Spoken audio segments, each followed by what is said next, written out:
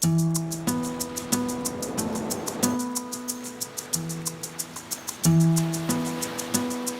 it looks like people still have a few people joining, but we're going to go ahead and get started since it's 12:02. We want to make sure our speaker has plenty of time today. Okay, well, welcome everybody. We're so glad that you're here today. Thank you for taking time out of your day to join us, and Happy New Year. Today, we're really excited to launch the OWCN lecture series. And today we're going to be highlighting the International Bird Rescue's 50 years. They just celebrated their 50th anniversary in 2021, and I don't want to say too much about it. Don't want to take away from our speaker, but we're so glad that you're all here today to hear all about International Bird Rescue's 50 years. That being said, this is the first of 6 lectures that we're going to be hosting, 1 per month between now and June. And they're all listed here. So if you want to grab a screenshot of this slide, or don't worry, it'll be showing up in your email soon. But we will be hosting 1 lecture every month between now and June for everybody. And they will, all but one of them will be happening at lunchtime. So more to come on that. A little bit about Zoom. We are using the webinar format today. So your audio settings are here on the left. Because we're using the webinar format, if we are going to have somebody speaking, we will unmute you so that you can speak. Additionally, please, we invite you to say hello to everybody in the chat, or talk to us in the chat, talk to each other in the chat. That is available to you.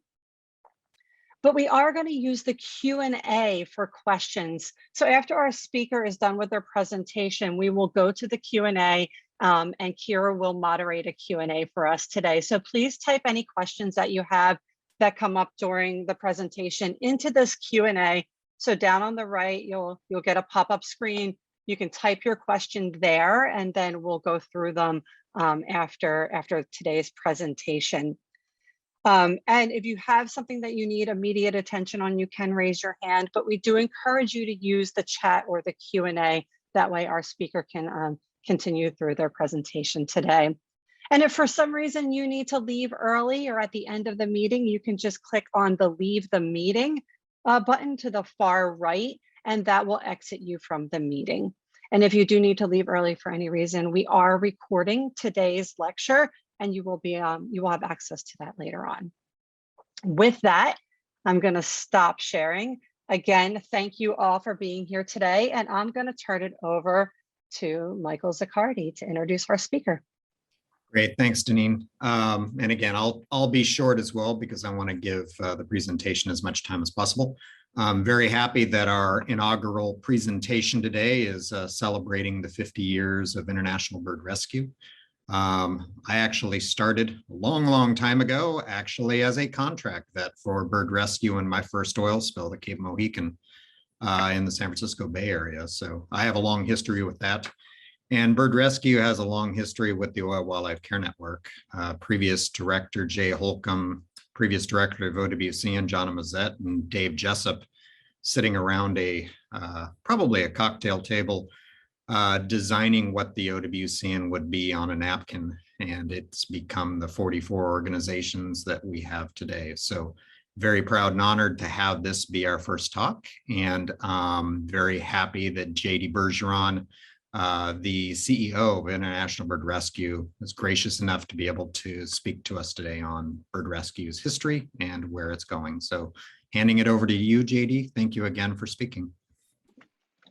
Thank you very much, Mike and Deneen and everyone with OWCN. I wanted to acknowledge that there are a number of folks in this community. And Mike, thanks for reminding me about that contract vet starting place. I wanted to thank Wendy Massey, Kurt Klumpner, and Deneen herself, all of whom have been previous employees of International Bird Rescue in the 50 years.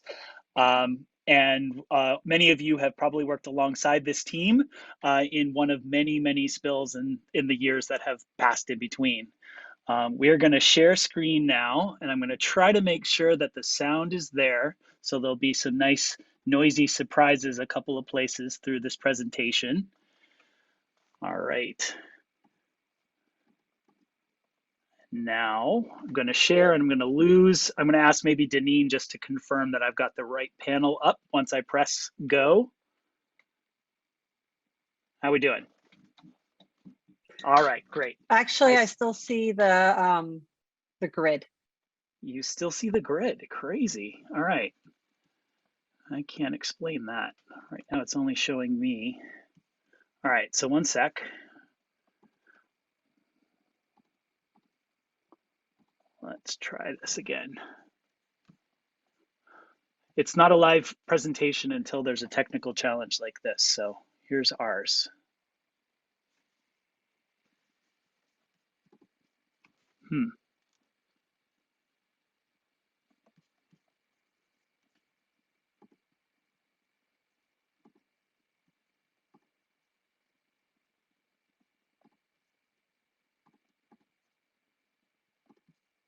There we go.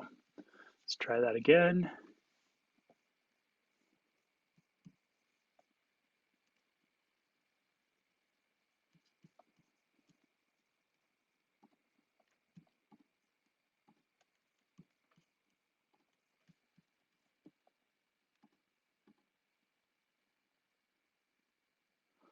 All right, Deneen. There you go.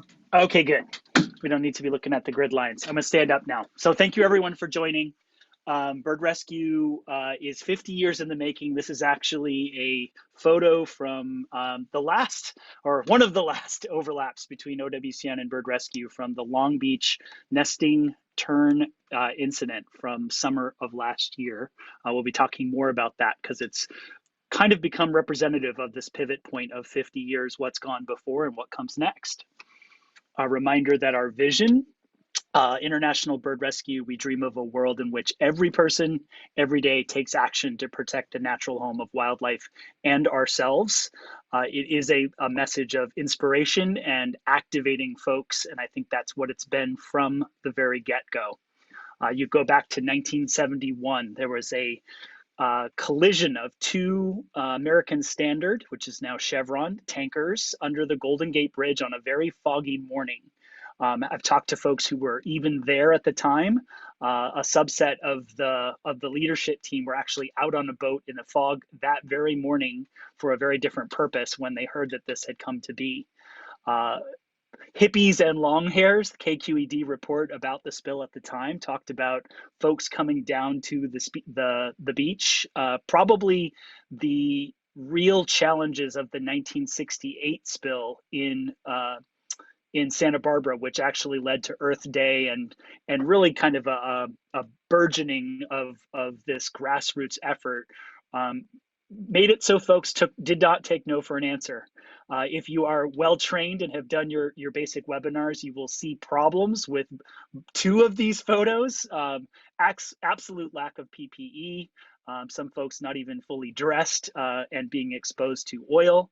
And of course, the birds in the bottom corner are sitting in pens that we would never put them in now. I think the point of this is actually how much we have learned, and that has been the journey of International Bird Rescue from the very beginning. A group of volunteers coming together and then really trying to solve problems that did not have solutions at the time. We like to think that we were born to do this work. Oil spill response was our start. And actually, we've been in many of these large-scale spills through the years. Exxon Valdez, 1989 was, of course, a big turning point for regulations and laws. And many of the real strengths of California's plan and OWCN actually go back to the 1990 OPA Act, Oil Protection Act, that started after this spill. Another one of our highlights was the 1996 citrus spill. And I'm just jumping between various spills. Every single spill brought lessons. This one was actually a very remote location, had to practice very specific search and capture And it was the first time, I think, that, or at least in our practices, that a centralized location for rehabilitation was used because the Pribilof Islands were too remote with too limited resources to actually effectively build a rehabilitation wash and care facility.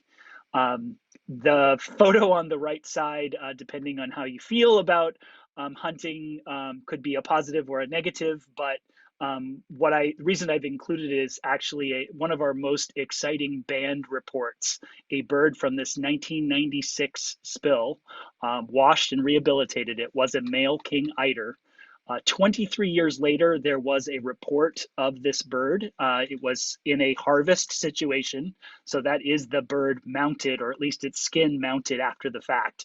The point, however, is that anyone who has said that these birds all die after you rehabilitate them, you wash them off, it's all just artificial and sort of creating drama. This is not true. This is actually one of the oldest known king eiders, this band report. There's some question about whether there might be one or two that are equally old, but it is definitely among the oldest known king eiders. 23 years out in the wild, reproducing, pretty epic story. And this goes back to what was at the time a very surprising spill response. This is also the very first spill that Barbara Callahan, long-term staff member of Bird Rescue, actually came aboard, her first spill with International Bird Rescue. Come forward into the 2000s and you've got the Prestige spill. You'll see some faces you might recognize in the photo, including Jay Holcomb. It is always about adapting to the location and quickly finding a way to build up the facility, water pressure, water quality, care for the animals, food, sourcing, staff, etc. And every single one of these brings a lesson. The CelandongIU, you'll recognize Kurt in the top right picture. This was a very, very cold environment, lots of challenges with remoteness. Longtime bird rescue responder Bruce Adkins in the boat there. Lots of incredible stories have come through him, including a spill from around the same time, the Nestucca barge.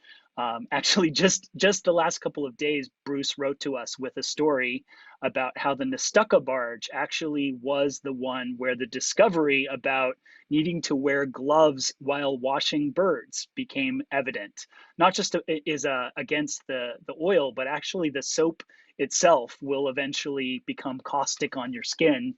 And so that's where basically, if you see photos of spills from bird rescue where the orange gloves are in, that means that was a spill after the Nestucca spill. This was the place that they found it. Pretty amazing.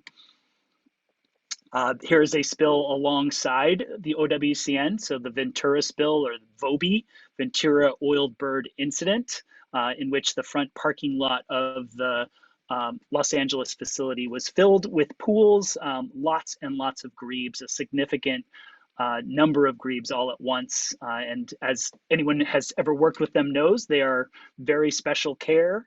They have secondary challenges, and a lot was learned from that experience as well. Come forward to 2007, probably one of the largest, more recent spills. This one, of course, affected the San Francisco Bay Area and Costco Busan when a ship hit the Bay Bridge while trying to pass under it. It's well over 230 spills and other large-scale crises that we have been present at through the years. This is just a selection that shows some of the geographic range, not necessarily only the most important ones. And it all started from that beach efforts that quickly focused out into bird rescue facilities, popping up all over the Bay Area in 1971. Our organization incorporated just a few months later, April of 1971, and eventually landed at, you can't tell in this photo, but that's a little red warehouse located on Aquatic Park in Berkeley. was the constantly flooding, rodent-infested place that we lived and did our work when there wasn't spills to go to, until, as Mike pointed out, this large-scale effort to create a network. And actually, Jay Holcomb and Mimi Wood-Harris, a former staff member of our organization, spoke many times in front of the state legislature to try to help support this idea that would eventually become the Oiled Wildlife Care Network. And now today, of course, there are 2 facilities that we co-manage, and Bird Rescue has an additional turnkey facility in Anchorage, Alaska, which serves the entire state under that same model as the Pribilof spills, so that anywhere there are oiled birds, they can be sent to Anchorage for care and then returned to the appropriate location for release. Our specialty is large-scale wildlife crises, herd health, not just oil spills, but other challenges that come up. We do love our grebes, which is why I had to include them here. Probably a little louder than they need to be, but that's a grebe for you. It is the ability to adapt. Currently, we have somewhere around 50 or 60 birds all together in our care. The ability to provide individualized care no matter what number of birds there are, and to be able to triage and adapt effectively as the numbers go up. We'll get back around to one of the biggest tests of our numbers challenges, which was that turn event I mentioned earlier, coming around to it again. Ultimately, this Every Bird Matters concept, it comes from Jay Holcomb himself, one of our key stakeholders, key staff members for many, many years. Jay took the baton from Alice Berkner, who was our founder and led the organization for over 20 years before passing away in 2014. His concept, however, was that every single individual matters, that we put as much effort as we can into the rehabilitation and care of those animals. The unifying principle of our centers is actually this blue flowing squiggly on the map, and it's called the Pacific Flyway. All 3 of our centers are along that path. This has been a huge advantage to us in helping birds, especially rare and unusual birds that find themselves off course. A number of times you'll find, or we have found, boobies and or albatrosses riding container ships coming into port in Oregon or Washington, and it allows us actually to move birds along here and put them into care and release in a more appropriate environment. We do work 7 days a week, every day of the year. Generally speaking, it's around 3,500 to 6,000 birds. Until 2021, our biggest year was actually 2015, in which we dealt with the East Bay mystery goo or Hayward mystery goo. Several hundred birds came in with a mystery substance that we needed to figure out what it was, or at least how to clean it. That has been was a huge turning point for us, because the laws and regulations actually did not allow that to be a funded event.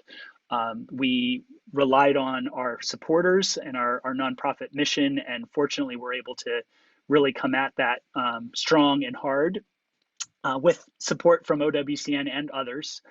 Ultimately, the National Pollution Fund Center did reimburse us for a good portion of that, which allows us to refill our Wildlife Emergency Response Fund and be ready for the next time something like this comes up. So as you all heard, you know, 50th, this past year, 2021, was our 50th anniversary. Since we incorporated in April, we kind of consider the count to go through April of this year, and you will see one more big outcome of the 50th, which will be a 50th publication, telling a lot of the stories that I'm sharing with you now in a lot more depth, including a timeline. We did pick a bird of the year, the Laysan albatross, to represent our 50 years, a bird that goes long distance, that rides turbulence to build strength, and that was a really good representation of what we've been trying to do, crossing oceans to make a difference for wildlife and wild birds. The 50th anniversary itself was set up to hit a number of different targets. We really wanted to re-engage the many folks who we consider to be part of the family. The bird rescue family is very much how this organization has been set up from the beginning.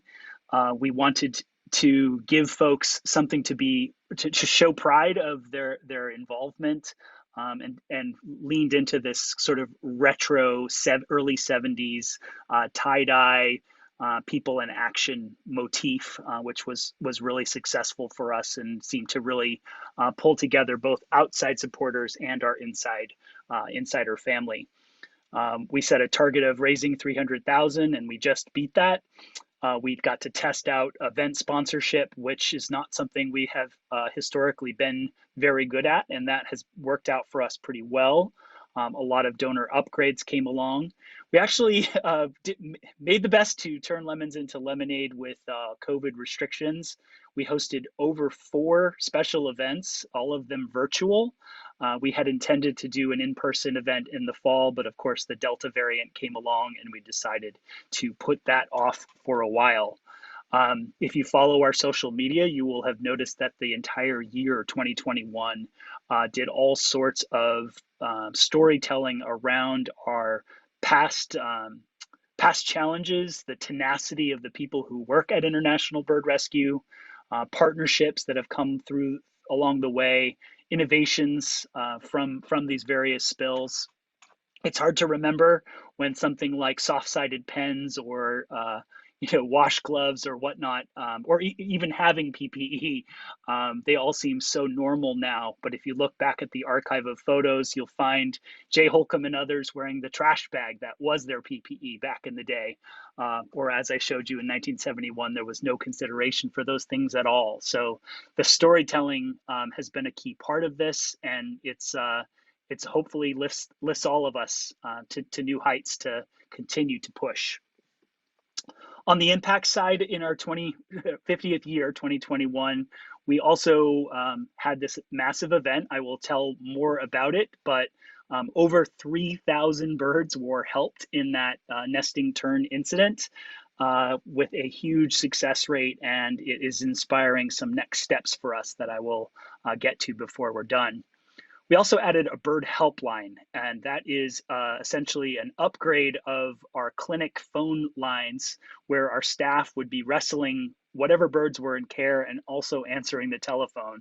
We've now staffed that with volunteers, and it has already helped over 4,500 birds and people calling in just the first year.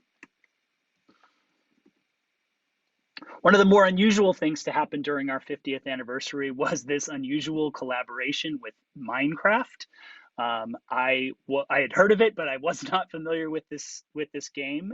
It is a very blocky environment where you travel around, and the challenge was put out by Minecraft and Dawn to create good habitats. Deneen, I'm going to maybe rely on you. I'm clicking through and I want to make sure that the share goes with it. I might have to do a new share for it to show. Here we go. Just want to show you what one of these looks like. So the challenge was to make a healthy environment that showed wildlife. Some folks went so far as to demonstrate the wash or demonstrate oil spills. Funny enough, one of the few birds that was already pre-designed in Minecraft were chickens. So we saw a lot of oiled chickens through this process. That was a dolphin. Just these amazing submissions, and the top 5 every week for 4 weeks won a prize, and it was just a really excellent way of engaging a completely different group. I think all of us share the concern that the next generation of wildlife responders, oiled wildlife responders, wildlife rehabilitators is not going to get the same experiences that those who have come before. The number of oil spills, fortunately, is going down. However, that limits the chances that folks like Barbara or Mike or Deneen or Kira, et cetera, all of us will have in the future for that hands-on. It's going to become much more theoretical. So it was kind of exciting to have this opportunity. And we're going to switch back to my presentation now. Other highlights from 2021 is from our response team. We did a number of trainings and drills. It seems like we're sort of flip-flopping back and forth between in-person and virtual, but fortunately we've learned so much that it's able to make progress either way. We were involved in 3 incidents with the OWCN, and as well as our Long Beach nesting tern incident, and a number of studies made some progress, a couple of talks, and some advisory committee work by our veterinarian, Dr. Dewar. The bird helpline I referenced before, so 4,500 requests came in. There were over 4,000 animals helped through those calls. It was staffed with just 9 volunteers, and staff supported that. We're hoping to continue to grow that program. We had a virtual open house, which was our most successful open house ever. Again, make lemonade out of lemons. We were, of course, forced into this, but somewhere near 50,000 people were reached through that project, and we will continue. Even in a post-pandemic, we will continue to have a virtual element in addition to the live ability to visit the centers. And clinic internships continue to be a critical part of our education, and again, hoping to help create the next generation. Our stats for the year, birds actually brought into care or treated. We actually had to update our definitions because the terns, we brought in 3,134 birds total into our center, including about 600 young elegant terns from that incident in Long Beach Harbor. The additional number between, so about 3,100, were birds that were actually treated in the field, given field treatment. Sometimes they were field marked so that we could track them, sometimes field banded. Birds that were rescued from haulouts during that incident and put back on the barges. This officially becomes the biggest number of animals we've cared for, at least in recent years. We've also been running numbers in the background, trying to take the various year by year, spill by spill, incident by incident wildlife numbers and add them all together. We've been using an estimate of 125,000 birds have been helped, birds and other animals, because of course we have during spills worked with snakes and muskrats and beavers and other things, turtles. But we realized very quickly that we have already hit 135,000 just into the late 90s. So the estimate we put out there is actually quite low. It's not just about the numbers, but it is pretty amazing to have a small organization like International Bird Rescue, a nonprofit, never more than 30 staff members except temporarily during spills, keeping up with these incredible numbers and having the success rate that we have. Another key triumph for 2021 was getting first 3 eggs and then 3 hatchlings of endangered snowy plovers. The first 3, the eggs, were deeply dehydrated, and we had to do a special technique led by our veterinarian, Rebecca Dewar, to rehydrate those eggs. They all successfully hatched, and the care of raising these 6 chicks to successful release actually came into bearing in the pipeline incident in Huntington Beach, because this experience, especially from our former center manager, Isabel Lovano, ended up being really, really useful in the care of the larger number of snowy plovers that came in during that spill. So what comes next? What does an organization that built itself on the backs of oil spill after oil spill, 230 plus through the years, what do you do next when, fortunately, the number of oil spills goes down? We look around us. Our focus has always been aquatic birds, not just seabirds, but seabirds are declining faster than any other group of birds, and this is really of critical concern. We think that our skill set, our vantage point, could be exceptionally useful.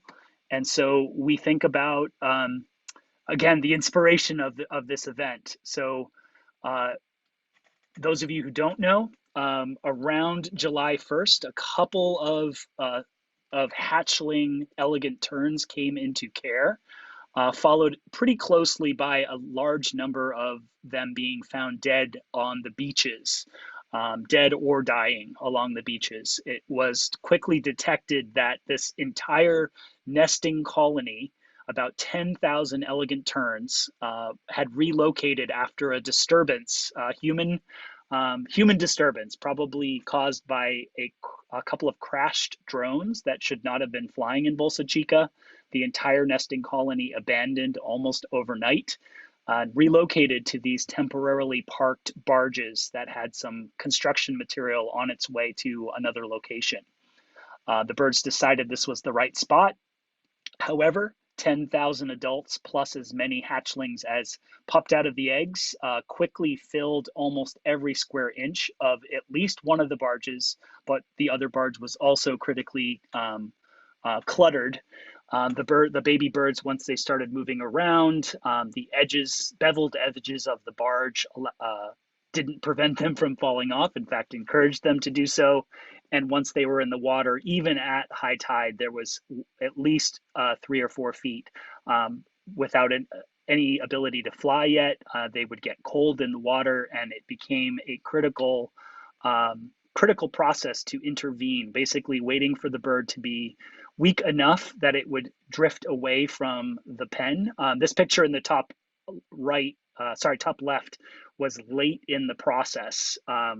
In the beginning, we did not go near the barges at all because that was causing equal amounts of disturbance and potentially launching even more of the babies off into the water. So we would wait until they were critically weak. This was a multi-partner effort. Wendy Massey and Jamie Sherman and Dwayne Tom and others came down to support us with boats. We also worked with Los Cerritos wetland stewards, Heal the Bay, Aquarium of the Pacific. There were many folks working together, MSRC, to monitor, which was the critical part until we could find a resolution. It was Bird Rescue's team and Wendy Massey and others who kind of took this something that was meant for rehab care, this idea of a haul out when birds need to get out of the water, and adapting it for the sea waves and for these barges. Ended up making a number of them, tested it out, and so many birds were crowded on it the first day that quickly we needed to move and make even more. Again, this was such a different effort for us. We had to get special permission from California Department of Fish and Wildlife to do this work. Of course, our mandate is normally to support care within the facilities. We took about 600 of them into care before realizing that was not going to work. The numbers just kept going up and up and up. Hand feeding these babies was also part of the work, and making sure that they stayed, nourished, warm, and progressing forward. And really the goal very quickly changed from bringing those birds into care to trying to keep them out on the barges as much as possible, which is where the special permit came to be, to mark and color the birds. You can see the pink magic marker or the pink paint pen that was used to mark the birds. This is where we switched to the innovation of field testing or field treatments, and making sure that the birds were fat enough and warm enough. Any bird that was struggling would, of course, be taken in anyway. And once we realized that returning the birds to the barge was going to work, we quickly emptied out what the birds that had come into care, knowing full well that the chicks had a best chance of survival by sticking with the adults that they, of course, would learn from proper feeding and flight and hunting and all of that. Pretty amazing thing. Even when babies were in the water and in peril, the adults were still feeding them, still bringing fish to them while they're floating in the water. Really was an amazing experience for those of us who got to see it up close. So we think about all of what we learned in that event, the partnerships, the deepening of working together and trust and trying out new things together. And we get back to this idea of one bird at a time, but in such a way that you're actually having population level impact.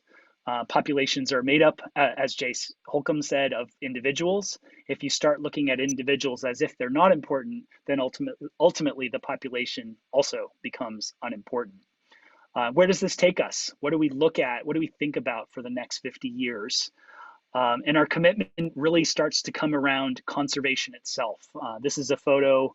One of these birds is banded. Second one in the front on the left-hand side was one of the young birds that succeeded in fledging and growing to semi-adulthood.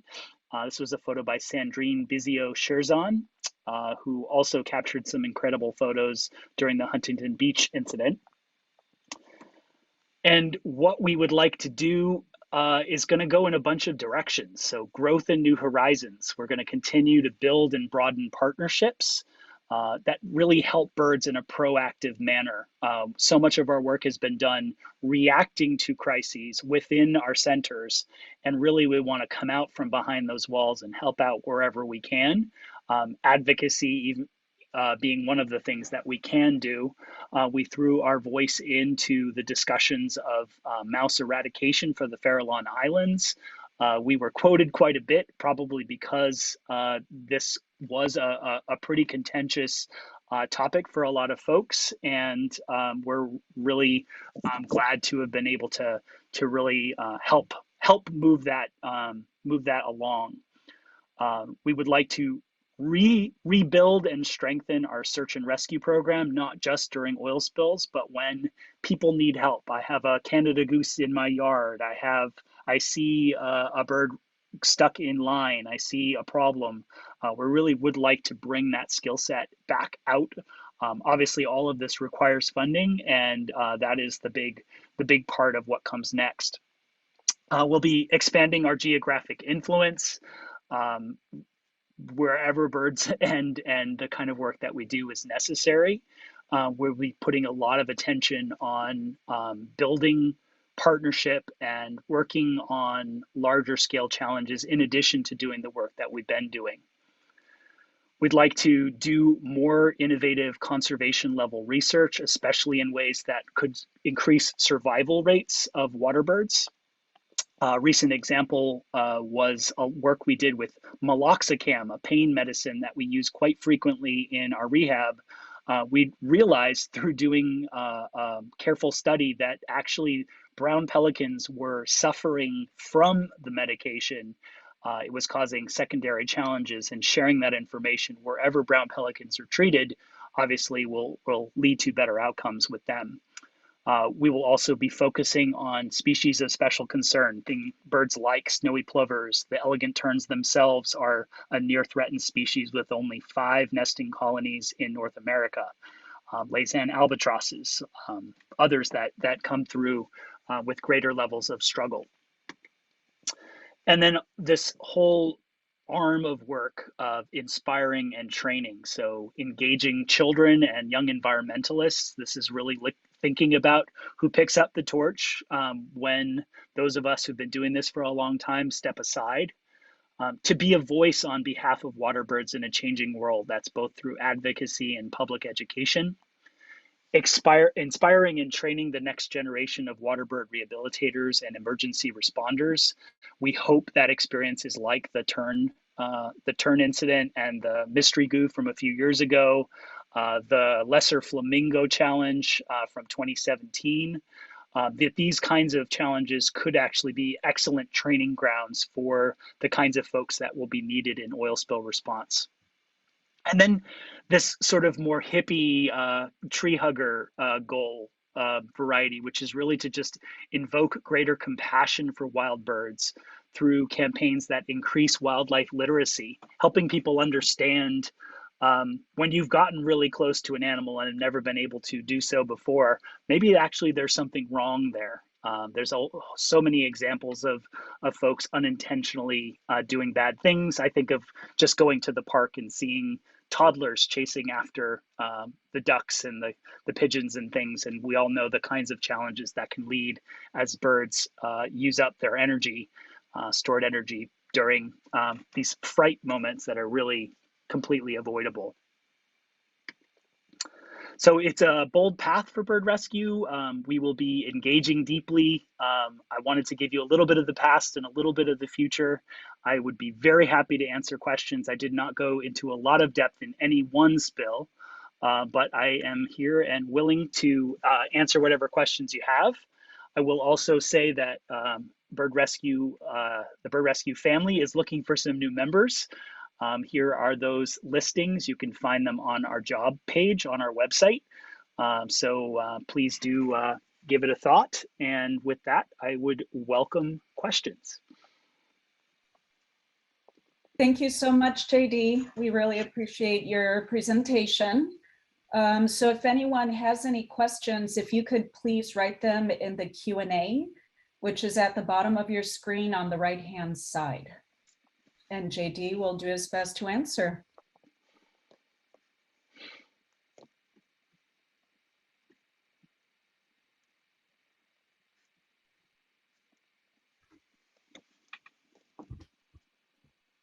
Okay, so it looks like we have more of a request than a question from Finn. It says, I love the proactive focus on education and outreach. I am an officer at the SFSU Pre-Vet Society and would love to invite IBR to come speak to us. That's an absolute yes. Fits entirely into helping to inspire and train the next generation. So we would love to. We'd love to do that for you, Finn. And then a question from Sally: what kind of spiritual, emotional support is available to staff and volunteers that see so much trauma and pain? Sally, this is a really astute question. I really appreciate it. We do regular training in compassion fatigue. Compassion fatigue is the concept that folks really do get worn out from having to deal with pain and challenges like this. It's not just in animal fields, but I think animal fields bring it out quite exceptionally, because you're helping beings that are less capable of saving themselves, and animal lovers up close and seeing so much of the struggle. Our veterinarian, Dr. Rebecca Dewar, also has tried to flip compassion fatigue into compassion objectivity, and she's given talks both to our team. I think she might have given it for some of our peers. I can't remember yet whether it's been offered to OWCN itself, but the concept is always to try to anchor ourselves in the fact that we even have this this concept that basically every bird that comes through our door is a dead bird, and some of those birds can be resuscitated. Birds that come to bird rescue are being sent because they have challenges that can't be helped elsewhere. That means a lot of them will struggle and perhaps not succeed. We give every bird strong efforts. We focus quite a lot on self-care, both in the interview process, in the regular review process, and in our regular communications with the team. We give the trainings.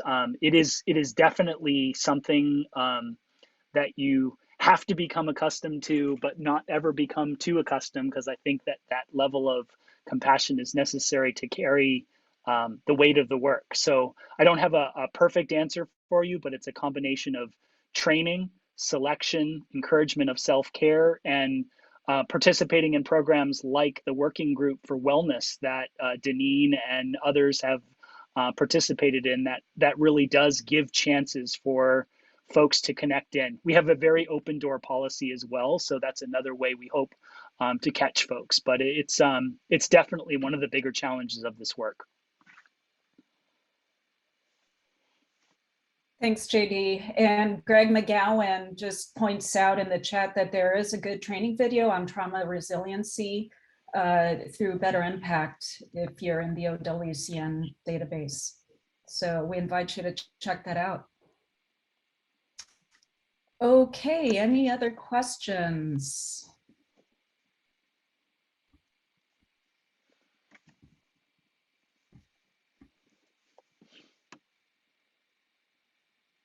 We still have 15 minutes, so if you do have a question, feel free to type it in the Q&A portion or in the chat. Will work as well.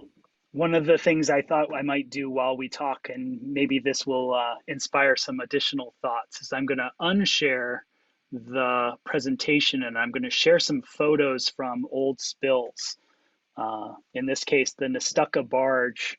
Maybe this inspires some folks to think differently as well and ask some questions, but just show you what kinds of things. This is a 1988 spill, the Nestucca barge, the one I referenced earlier, in which we discovered that you needed to wear gloves while washing.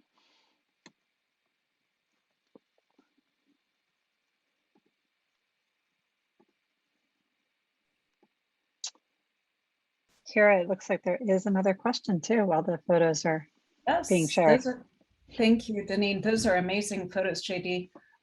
So Sally asks if you could speak on pelicans. In the 1970s, they were endangered due to DDT, and now you can see so many flocks, which is very inspirational. Can you speak on that?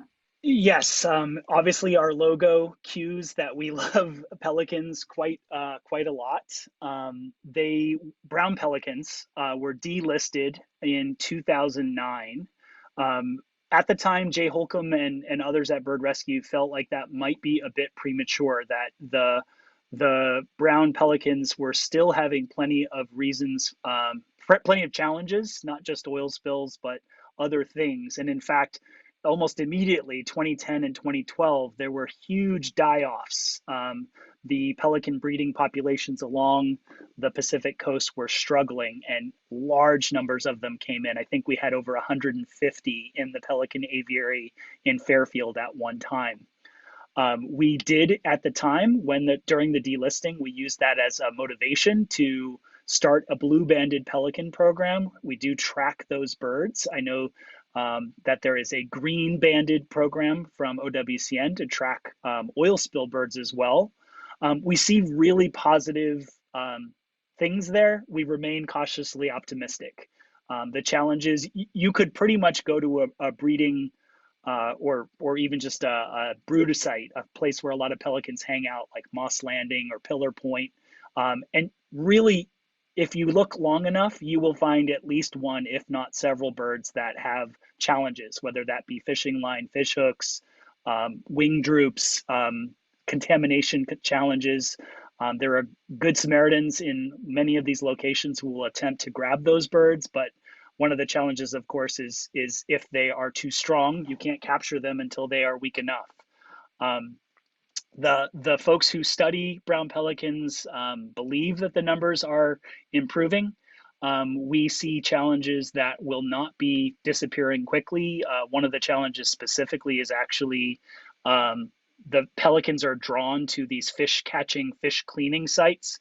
And if people do not use the facilities appropriately, either the birds linger right beside you while you're cutting the fish and cleaning it, or if folks throw the fish heads or other bits into the water, you can sometimes end up with conflict between sea lions coming from below and pelicans going from the top, and unintentional challenges between them will happen. So there's a lot of work still to do on this. The numbers, I think, are okay, but again, we continue to focus. We have pelicans with huge challenges almost every day of the year. Thank you, JD. So Lauren has a question for you. It says, the education of the next generation is so important. Has IBR reached out to those who are in undeserved areas that may not have the resources or ability to access nature? Yes, we piloted a program with the support of the California Coastal Commission, the Whale Tail Grant Program, a couple of years ago. Realized that we needed to do some more work before we were ready to launch a formal program. We're pretty excited by some of the work we'll be doing alongside our partner, Dawn Dish Soap. They will be doing a multi-year focus on wildlife literacy, wildlife education. That will be a really excellent way to have a bigger impact. We absolutely intend to focus our efforts on folks, places that are really underserved. We were able to try that out in Fairfield, our Northern California center. We do have experience with a research internship program for a number of years that also drew from underserved communities in the LA area. It's all about pacing and getting the right funder behind it. But yes, Lauren, that's absolutely the intention. Thanks, JD. And Sarah says, wonderful and heartwarming story around the Northern Fulmar rescue attempt from Manchester Beach. Awesome team effort in collecting them. Happy so many survived. Yeah, the partnership aspects cannot be overstated. It is absolutely essential for organizations to work together. The Bird Rescue Center of Sonoma County has been a critical part of that. Good Samaritans, once again, who go to the beaches. It is really important that difference between a healthy bird on a beach and a bird that is in need of help.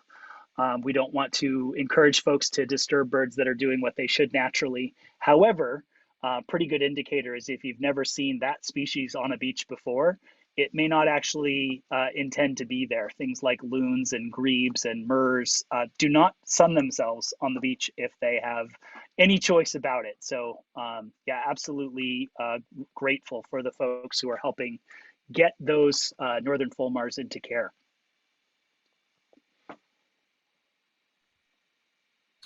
Great. Any other questions? I don't see any in the chat. Here, I believe there was just one question, just asking what the soap was that was causing the problem. Oh gosh, gloves. I don't know. I'd have to do some. That was back in what, I can't remember even what year it was. It's the concept of too much soap. Anytime you have your skin exposed to too much soap, you're going to have a problem because that's what its purpose is. It's caustic.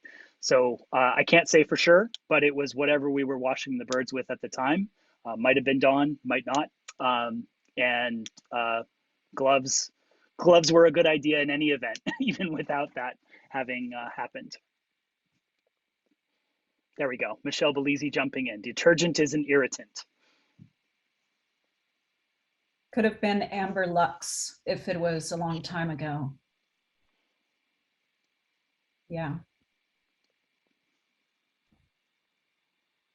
Okay. Well, thank you, JD, so much for this wonderful presentation. Great work that IBR is doing. And we feel so fortunate to be a partner with you guys. Thank you to everyone who joined us today, and look for the next one in the lecture series, which will be in February. Deneen, Scott, do you guys have anything else to add? Yeah, I just wanted to quickly add, thank you, Kira, that the next lecture in our lecture series will be February 8th at 9 o'clock Pacific Standard Time. Our very own Michael Zaccardi will be giving an update on the Global Oiled Wildlife Response System. And then we will have a special speaker coming to us all the way from England to talk about, not coming to us, but actually virtually, to talk about case studies from international responses. So thank you all for being here today. JD, thank you for presenting and being a longtime friend and partner. We're greatly appreciative of everything that you do. And I will turn it over to Scott and Mike if they have any closing remarks before we say goodbye to everybody. No big remarks from me. Just a big thank you to JD. Thank you to IBR. You to everyone for joining us. And just one side note that I'll be applying CE credit for anyone who needs it for attending today. So your attendance will be marked. So thank you.